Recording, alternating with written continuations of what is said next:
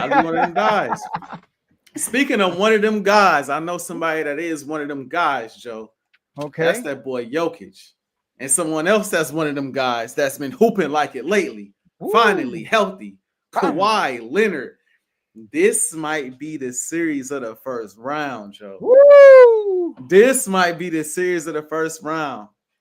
This series I think I'm most intrigued by because Kawhi Leonard is healthy. And Jokic is out there, and Jamal is out there, and Michael Porter Jr. is out there, and James Harden is out there. Like a lot of pieces.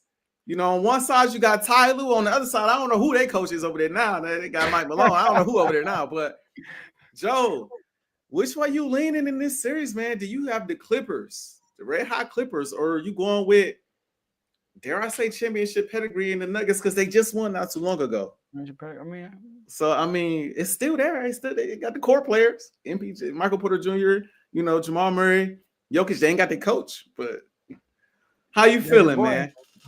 Well, who's that? Mike Malone, but go ahead. Oh yeah. How you feeling about this series, man? Who you got?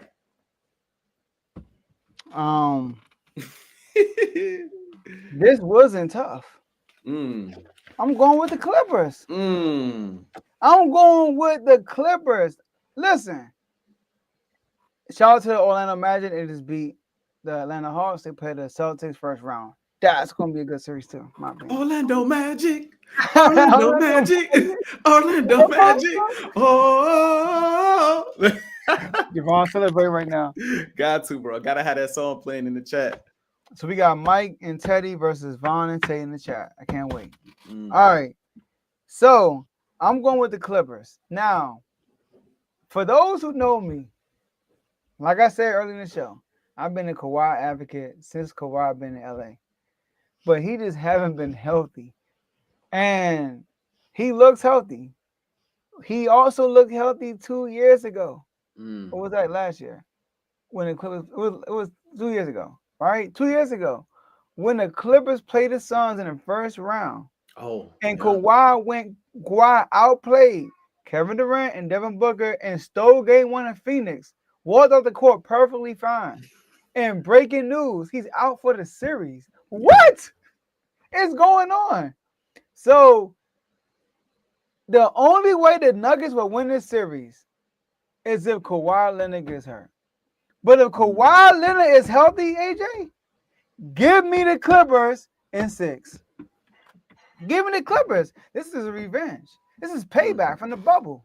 Oh, you thought it was sweet. You want to, we want to beat it. We had Lou Will, Pepper, Lemon Pepper Lou. We had all this stuff going on.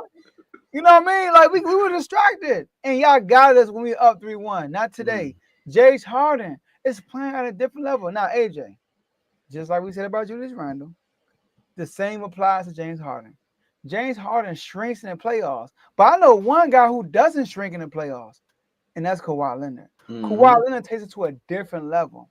Now, Jamal Murray, I mentioned this on the last show. Jamal Murray wasn't the same last year against the Lakers. This Clippers team, one of the best defensive teams in the NBA this year, right? Shout out to Van Gundy. Took over the defensive power, the defensive responsibilities in the Clippers organization. Yep. Also, this new coach, I think his last name was Adelman. I forgot his first name.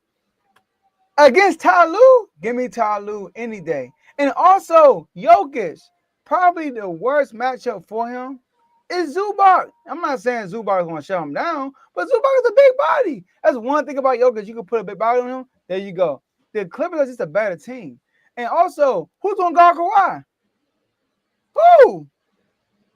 I mean, just like we said about Luka, everybody too small except for Aaron Gordon. But once you put Aaron Gordon on Kawhi, who gonna help Jokic? Like when somebody get beat one-on-one, who gonna help Jokic? Jokic ain't a great defender down low. Aaron Gordon helps in that department. So I got the Clippers winning in 6, and I'm gonna hear what you guys say.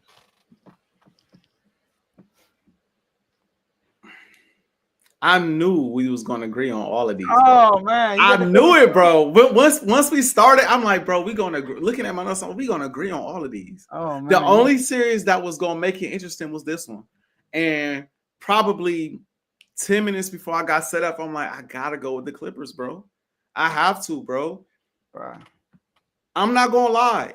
If the Nuggets kept Mike Malone, I might have still rocked with the Nuggets. I may have still rocked with the Nuggets just off of the fact that you got an established head coach that is great with mid-game adjustments, out of timeout plays, and in-series adjustments. Mike Malone, I cannot get over that firing. Like I said, they just had no faith in them making any type of playoff run. And there's got to be some stuff behind the scenes we don't know. But Joe, in order for the Nuggets to win this series, they need two things to happen. They need James Harden to not show up. Because if the James Harden of recent show up, they in trouble. Now, I ain't going to lie. That James Harden recently, 30 and 10, like that Harden who's shooting efficiently, getting to the free throw line, hitting big shots down the stretch, if he show up, they're in trouble. So they need that Harden to not show up. They need the Harden of with the Sixers to show up when he didn't even want to shoot the basketball. That's what they need. And they need Jamal Murray to ball out. Because Jokic is going to do Jokic. He gonna do his thing. He gonna rebound. He gonna facilitate. He gonna score. You know what I'm saying? But like we said in the previous episode, we didn't see Jokic go for a 50-point triple-double, a 40-point triple-double, a 60-point triple-double, and still lose games because that's all they got. That's all they got. They need Jamal Murray to be that perfect running mate. Jamal might have to go out there and average at least 25 to 30 to win this series. And I don't see him doing it because they got guys like Kawhi to throw at him. They got guys like Norman Powell to throw at him.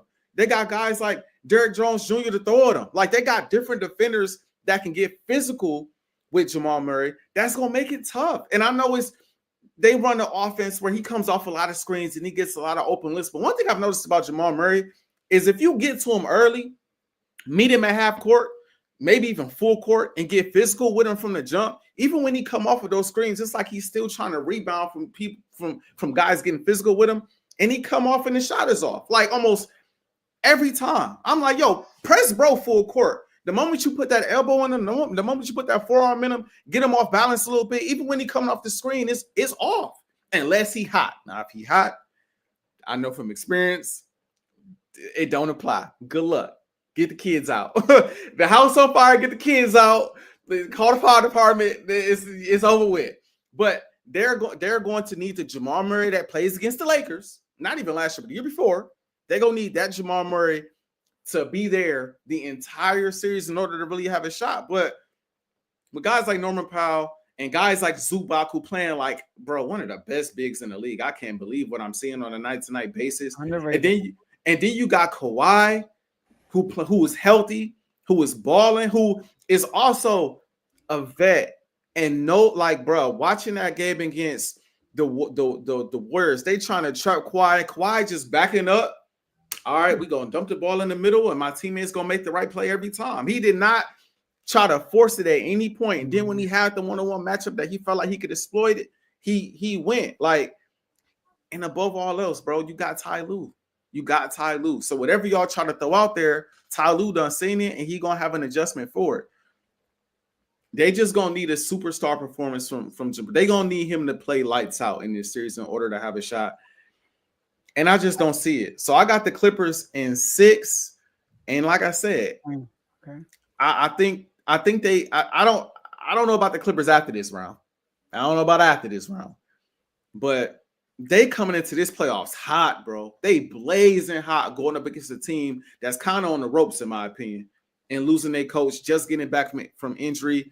You know, Russ is going to be an interesting clog in this thing too. How does he play coming off of the bench? Is he a piece that they have a hard time dealing with? You know what I mean? Because I'm sure he might be looking for a little like I played for them. You know what I mean? I kind of know how they want to run. I kind of know their ins and outs a bit. Different teams, but you know, maybe he got a chip on his shoulder. You know, maybe he plays at a high level, but I could also see him selling a couple games if you know what I mean? Like if he come out in the first half and he balling, you know what I mean? You put him in there for a spurt in the third, and you like, yo, Russ happened today. We're gonna run with Russ in the last 5 minutes, and then he just get to just turn over and bouncing the ball off his leg, and like, oh, here we go. Like he done shifted momentum in the game. Like he an interesting piece in this series as well, bro. But I'm rolling with the Clippers, bro. I'm rolling with the Clippers. I wouldn't be completely shocked if the Nuggets won because Michael Porter Jr., as we know, can shoot the lights out. As we know, Jokic is Jokic. Jamal, if he is on that, can be that. And Russ, as much as I throw shade at him, Russ has his moments as well. So it wouldn't completely shock me, especially because James Harden on the other side, and we know how I feel about James Harden. But at the end of the day, if I had to put my money on a team, I gotta roll with the Clippers. So long as, like Joe said, Kawhi Leonard is healthy. If Kawhi not there, then yeah, give me the Nuggets. So the Nuggets coach's name is David Adelman. David Adelman, and I've heard that name before. Okay. Yeah, I think that's Rick Adelman's son. It has Okay. to be. Shout out to the Sacramento Kings. But there's a difference with Jokic. I know it's been 3 games. It's been 3 games since Malone got fired. I know. But in these 3 games, listen to the stat numbers, the stat line. Also, 3-0 in these games too. And these games are against the Kings, the Grizzlies, and the Rockets. 20 points, 12 rebounds, 11 assists. 26 points, 16 rebounds, 13 assists. 18 points, 7 rebounds, 7 assists. You see something right there? That scoring coming down. Jokic is at his best when he's not the best scorer on his team. Yep. I remember vividly, like against the Suns, waxing the Suns the first 2 games. Game 3 comes, Jokic drops 50, and they lose their first game in the series. I said, I'm like, dang. They were actually better when Jokic wasn't scoring. When Mike Malone was coaching, literally he's relying on Jokic a lot. And that's why Westbrook was playing well. There was an issue with the locker room, how he's using Westbrook too much. And when you go and watch it, right? I forgot to mention Kendrick Nunn. The Clippers, period. They're a top defensive team. Yeah. Right? Yeah. But you're right, Javon. He just can't do nothing offensively for real. But shoot, like I'm saying. But what I was saying, I don't know what I'm saying. But anyways, oh my gosh, I don't change thought. Javon threw me over the Kendrick Nunn thing. But talking about Jokic being a scorer. Okay, Jokic being the scorer. Oh, the Suns, right? Mm-hmm. Y'all 15, they lost. Well, I forgot. It's out the window. My whole point was that you got to have others, like Jokic at his best when he's facilitating, getting others involved. But when he's the focal point of the offense as far as scoring, they lose. I mean, 60-point triple-double. I said, bro, Joe, you preaching to the choir. I've been saying for years, bro, stop double teaming Jokic. When I was watching the Lakers play them, I'm like, bro, you got AD. It is what it is, bro. If he's scoring on AD, he's scoring on AD, but stop double teaming him because Jokic is not the one that's killing you. Jamal Murray is killing you. Michael Porter Jr. is killing you. KCP is killing. They are who? It's the shooters, bro. Is he dumped the ball down?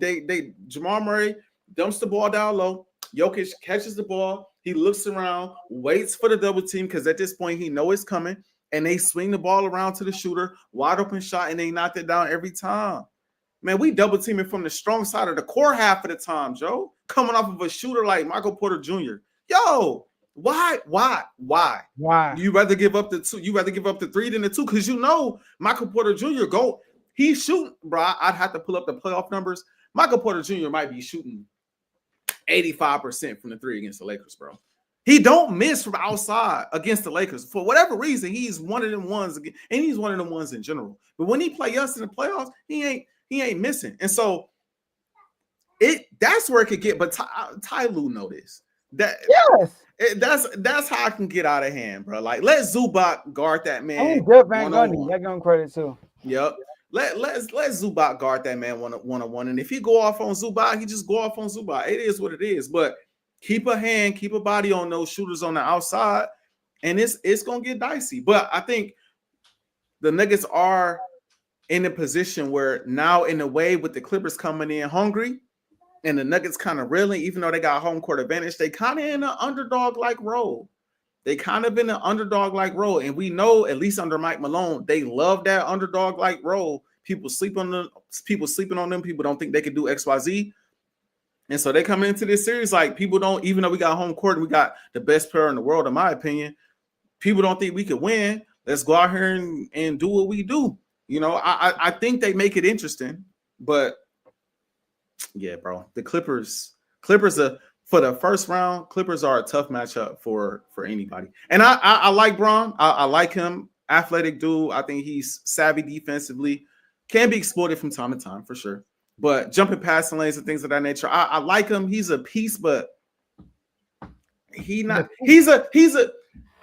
Braun is a difference maker from the standpoint of he's a momentum shifter. That's what he is. Like he come down, he get a steal, he dunk on somebody, and now the whole place done exploded, and now everybody like, yo, like momentum done shifted. Now the Nuggets hitting everything, and your team is off. That's what I view him as. I think he's an energy guy. He bring a lot of juice, but outside of that, bro, he cool. He's shooting the three more confident too. I would say that he's spacing the floor well, and I like him too. He can be a pest defensively. He's really good defensively, but he's just a rope. He's just a piece. Yeah, that's the thing. You know what I mean? Like he's not like a Bruce Brown who was one of the ball handlers who set the offense. Chris Brown is not that. Yeah. Chris Brown don't bring the ball up and set the offense. Everything is off of Jokic, literally. Everything he does off of Jokic or off of a turnover, something he create on defense, but he's a piece next to Jokic. That's how I feel about him. And he's still young. It's his second year. Yeah, he can play. He can play. He can play. He, like I said, he can play. I've witnessed him shift momentum for the Nuggets countless times when they needed a bucket, when they needed a special play, when they needed somebody to just do something. Just do something. I've seen him go out there and be that guy that shift momentum. But outside of that, is he somebody I'm counting on to really like win them a series or be the if they win this series and he's the X factor, I'd be shocked. I would be shocked. I got more faith in Michael Porter Jr. being the X factor for those guys and leading them to a win than I do in Braun. See, that's my thing. Michael Porter Jr. is your X factor. It's like he got to make shots, and Aaron Gordon too, streaky from that corner. Aaron Gordon is he's shooting well this year. You know, and I do think that he could. I do think he's not going to slow Kawhi down, but I do think he could do a decent job. But like you said, if you blow past him, if you get past him, or anybody else get past him, Jokic ain't stopping nothing down there. No, I'm saying like you put Eric going on Kawhi, right? And then anybody else blow not Kawhi, if James Harden or somebody blow past, You know what I mean? Because Jokic is not. He's not a defensive guy. He's not. So the Clippers are. I think the Clippers are the right choice, and it's crazy. Again, like I said, that we agree on all of these games, on all of these series. That's the part that's like a kicker, bro. Before we get off, I want to ask